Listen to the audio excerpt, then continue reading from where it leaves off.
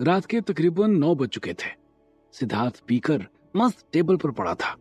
जब वेटर सिद्धार्थ को उठा रहे थे तभी उनकी नजर जमीन पर गई और वहां का नजारा देखकर उनकी हंसी छूट गई। गुल्लू जमीन पर चारों खाने चित पड़ा हुआ था और दूसरी बोतल वहीं रखी हुई थी। गुल्लू ने इतनी शराब पी ली थी कि उसे होश ही नहीं था। गुल्लू की ये हालत देखकर उसने वहीं खड़े एक और वेटर को इशारा किया और उसका इशारा पाने के बाद दूसरे वेटर ने गुल्लू को और बोतल दोनों उठा लिया। फिर वे सिद्धार्थ और गुल्लू को लेकर वॉशरूम की ओर चल पड़े। इधर जब जतिन ने देखा कि वो उसे लेकर वॉशरूम की ओर जा रहे हैं तो वो भी वहां से हटकर रणवीर प्रताप की ओर चला गया।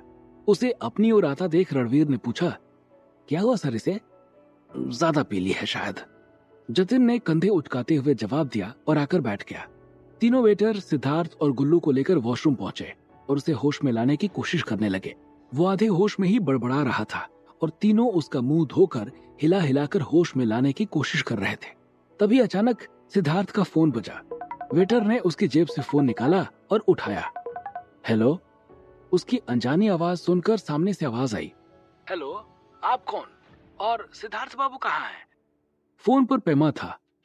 जी, उन्होंने शायद ज्यादा ड्रिंक कर लिया था इसलिए थोड़े से नशे में हैं।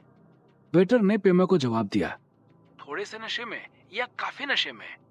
पेमा ने सशंकित होकर पूछा। काफी नशे में, वेटर ने जवाब दिया। ठीक है, उसे किसी तरह लेकर नीचे आ जाओ, मैं उसे अपने साथ लेकर जाता हूँ। पेमा ने जवाब दिया। आप कौन हैं? और ये अमन सर के पहचान वाले हैं, मैं उनको बुलाता हूँ। वेटर ने पेमा को जवाब देते हुए कहा, मैं रिया मैडम का ड्राइवर हूँ और हम दोनों दोस्त हैं। अमन सर को बताने की जरूरत होगी तो मैं बता दूंगा। फिर थोड़ी देर रुककर बोला, अभी थोड़ी देर बाद इनके मम्मी का भी फोन आ सकता है, इसलिए बहुत आराम से हैंडल करना। उन्हें बोल देना कि ये फोन यहीं छूट गया है और सिद्धार्थ पेमा के साथ है। बिल्कुल यही कहना, वरना वो लोग रात में ही यहाँ आ जाएंगे। उसे समझाते हुए पेमा ने जवाब दिया, ठीक है सर। वेटर ने इतना कहकर फोन काट दिया और उसे होश में लाने की कोशिश करने लगा। सिद्धार्थ तो नशे में था ही, साथ में गुल्लू भी मस्त हुआ पड़ा था।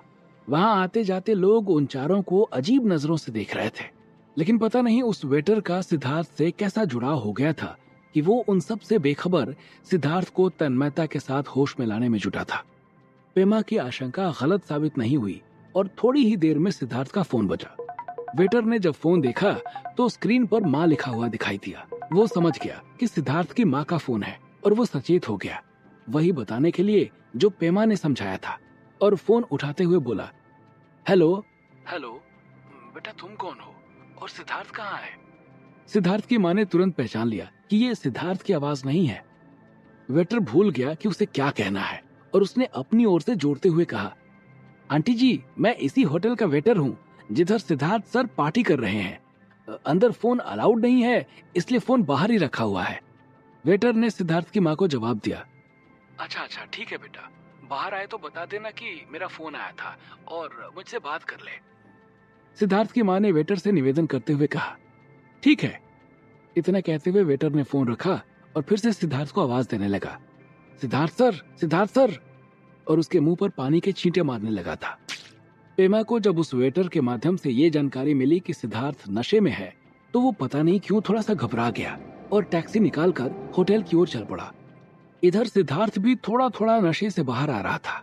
उसको नशे से बाहर आता देखकर उन वेटर्स ने उसे और गुल्लू को वॉशरूम से निकालकर वहीं खाली पड़े एक रूम में लिटा दिया और अपने एक साथी को नींबू की शिकंजी लाने को भेज दिया, जिससे कि सिद्धार्थ को होश में लाया जा सके। थोड़ी ही देर में वो वेटर हाथ में नींबू की शिकंजी लेकर हाजिर था और उन्होंने सिद्धार्थ को वो पिलाया।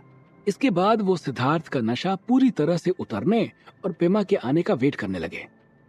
इधर काफी देर तक जब टिया ने सिद्धार्थ को नहीं देखा तो उसे थोड़ी सी आशंका हुई कि वो लोग आखिर उसे कहाँ लेकर गए हैं, और वो ये देखने के लिए वॉशरूम की ओर बढ़ गई और उसने चुपके से मेंस टॉयलेट में घुसकर देखा, लेकिन सिद्धार्थ वहां नहीं था। सिद्धार्थ को मेंस टॉयलेट में ना पाकर वो बाहर निकल आई, लेकिन सिद्धार्थ को ही देखने आया रणधीर टिया को आता देख एक केबिन में छुप गया और टिया ने हड़बड़ाहट में ध्यान ही नहीं दिया कि कोई वहां मौजूद है। टिया को मेंस टॉयलेट में इस तरह आया देख रणधीर समझ गया कि हो न हो ये सिद्धार्थ को ढूंढने ही आई है और उसका पारा फिर से हाई हो गया। टिया पार्टी में वापस आ गई और आकर अपनी जगह पर बैठ गई और थोड़ी देर बाद रणधीर भी आ गया और वो भी उसके सामने बैठ गया। टिया के सामने बैठा रणधीर ऐसे बिहेव कर रहा था कि जैसे उसने कुछ देखा ही ना हो। सिद्धार्थ को कमरे में लिटाने के बाद उस वेटर ने अपने साथियों को फिर से पार्टी में जाने को कहा और खुद वहीं पर बैठकर उसके पूरी तरह से होश में आने का इंतजार करने लगा। उनके जाने के बाद उस वेटर ने सिद्धार्थ का फोन निकाला और उसकी गैलरी खोलकर उसमें तस्वीरें देखने लगा। वहां उसे सिद्धार्थ, अमन और रिया की कई सारी तस्वीरें दिखाई दे रही थी। हनी सकल के गोल्डन पौधे की तस्वीर, जड़ी बूटियों की कई सारी तस्वीरें और उसके गांव की तस्वीरें उसमें भरी हुई थी, जिसमें कई में वो अपने माँ बाप के साथ था। लेकिन एक तस्वीर को देखकर उसे थोड़ी सी हैरानी हुई कि ऐसा भी हो सकता है। सिद्धार्थ बीच में बैठा हुआ था और रॉकी और गुल्लू उसके अगल बगल बैठे हुए थे। हालांकि उन तीनों की पूरी बॉडी उसमें नहीं दिखाई दे रही थी, लेकिन उसे देखकर कोई भी कह सकता था कि अगर ये कुत्ता है तो ये काफी अलग है। वो तस्वीरें देख ही रहा था कि सिद्धार्थ अंगड़ाई लेते हुए उठ गया। हालांकि वो पूरी तरह होश में नहीं था, लेकिन इतना था कि वो पेमा के साथ जा सकता था। उसने देखा कि वो वेटर उसके सामने बैठा हुआ है और वो एक रूम में है, तो उसने वेटर से चौंकते हुए सवाल किया, यहाँ मैं कब आया? उसे कुछ भी याद नहीं आ रहा था। अभी थोड़ी देर पहले, वेटर ने जवाब दिया, लेकिन मैं तो पार्टी में था, वहां से यहाँ कैसे?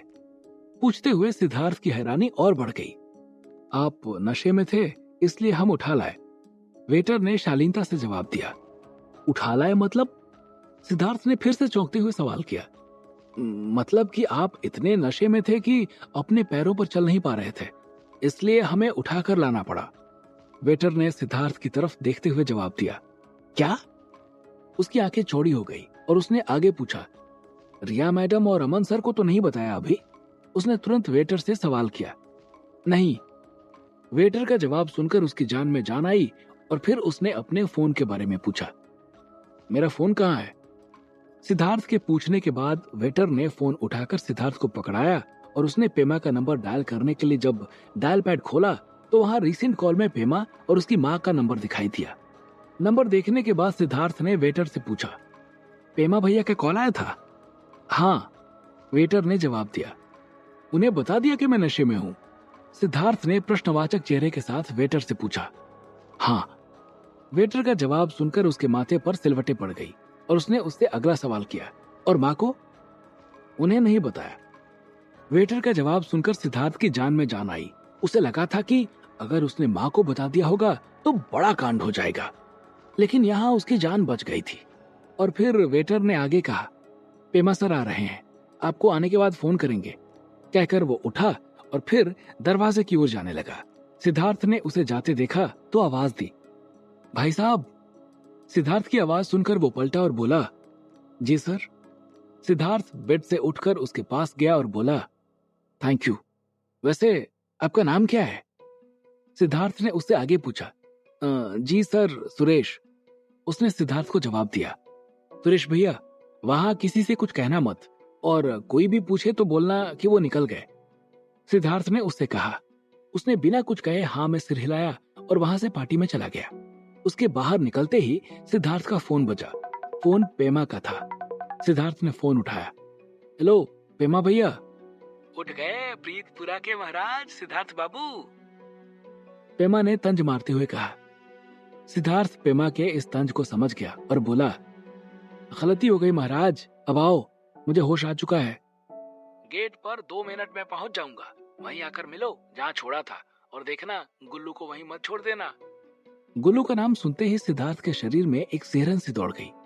नशे में होने की वजह से उसे गुल्लू का ध्यान ही नहीं रहा और वो झटके से बिस्तर से उठा, लेकिन तभी उसकी निगाह थोड़ी दूर पड़े एक टेबल पर पड़ी। गुल्लू पीठ के बल चारों पैर खोले पड़ा हुआ था। उसे ऐसी हालत में देखकर उसे हंसी आ गई। उसने वहां लगे शीशे में अपनी शक्ल देखी जो कि बेहद खराब हो चुकी थी। उसने अपना हुलिया ठीक किया और गुल्लू को उठाकर नीचे जाने के लिए कमरे का दरवाजा बंद करके बाहर निकल पड़ा। वो वेटर सुरेश वहां से पार्टी में वापस आया ही था कि रणधीर की निगाह उस पर पड़ गई। वो बिना समय गंवाए उसके पास पहुंचा और बोला, सिद्धार्थ कहाँ है? वो तो शायद निकल गए, सुरेश ने जवाब दिया। निकल गए? कहाँ निकल गए? रणधीर ने हैरानी के साथ सवाल किया। ये तो नहीं बताया, लेकिन किसी का फोन आने पर अपनी बिल्ली के साथ निकल गए। वेटर ने सारी बात छुपाते हुए कहा। रणधीर पार्टी हॉल से निकलकर रिसेप्शन की ओर जाने के लिए दौड़ते हुए निकला और किसी की नहीं लेकिन टिया की निगाह उस पर थी और उसे लगा कि शायद रणधीर सिद्धार्थ के चक्कर में ही जा रहा है, इसलिए वो भी बाहर निकल गई। जब वो रिसेप्शन पर पहुंचा तो वहां कोई नहीं था, इसलिए उसने वहां बैठी रिसेप्शनिस्ट से पूछा, कोई अभी गया है इधर जिसके हाथ में बिल्ली जैसा कुछ था? रिसेप्शनिस्ट ने बाहर की ओर उंगली दिखा दी। जब तक रणधीर वहां पहुंचता सिद्धार्थ पेमा की टैक्सी पर बैठ चुका था और दोनों वहां से निकल गए थे। रणधीर सिद्धार्थ को जाते हुए देख रहा था। थोड़ी देर बाद रणधीर ने अपना फोन निकाला और एक नंबर मिलाया और फोन उठने के बाद वो बोला, पीली टैक्सी है और नंबर है AR01V1575। 2 लोग हैं, जो कुछ करना ध्यान से, और हाँ, तुम लोगों के मुंह से उनके सामने गलती से भी मेरा नाम निकलना नहीं चाहिए। इतना कहने के बाद उसने फोन काट दिया और वहां से पार्टी के लिए निकल पड़ा। रणधीर तो अपने गुर्गों को अपनी प्लानिंग के बारे में समझाकर वहां से जा चुका था, लेकिन वहीं पर अंधेरे में छिपी टिया ने रणधीर की बात सुन ली और वो समझ गई कि हो ना हो रणधीर ने सिद्धार्थ के लिए जरूर कोई ऐसी प्लानिंग की है जिससे वो मुसीबत में पड़ सकता है और उसे ये बात सिद्धार्थ को बतानी होगी, वरना इसके साथी सिद्धार्थ के साथ कुछ भी कर सकते हैं। यही सोचते हुए उसने सिद्धार्थ का नंबर डायल किया। घंटी बराबर जाने लगी, लेकिन सिद्धार्थ का फोन उठा नहीं। 2-3 बार ऐसे ही होने के बाद जब सिद्धार्थ का फोन नहीं उठा तो टिया बहुत ज्यादा परेशान हो गई थी। वो ये बात तो पहले ही समझ चुकी थी कि रणधीर जरूर सिद्धार्थ को नुकसान पहुंचाने के लिए कुछ करने वाला है, लेकिन वो सिद्धार्थ तक ये बात पहुंचाने के लिए क्या करे, ये उसे समझ में नहीं आ रहा था। और इसी बारे में सोचते हुए फिर उसके दिमाग में एक आइडिया आया और वो उसी आइडिया को एग्जीक्यूट करने के लिए वहां से चल पड़ी। लेकिन वो आइडिया थोड़ा खतरनाक था, जो शायद सिद्धार्थ के साथ साथ उसे भी मुसीबत में डाल सकता था। आखिर कैसे बचाएगी टिया सिद्धार्थ को रणधीर के प्लान से? और क्या है रणधीर का सिद्धार्थ को नुकसान पहुंचाने का प्लान? क्या वो हो पाएगा अपने प्लान में कामयाब? क्या होंगे इन सभी सवालों के जवाब? हमें कमेंट करके जरूर बताएं और आगे की कहानी जानने के लिए सुनते रहिए भूमिपुत्र, सिर्फ पॉकेट एफएम पर।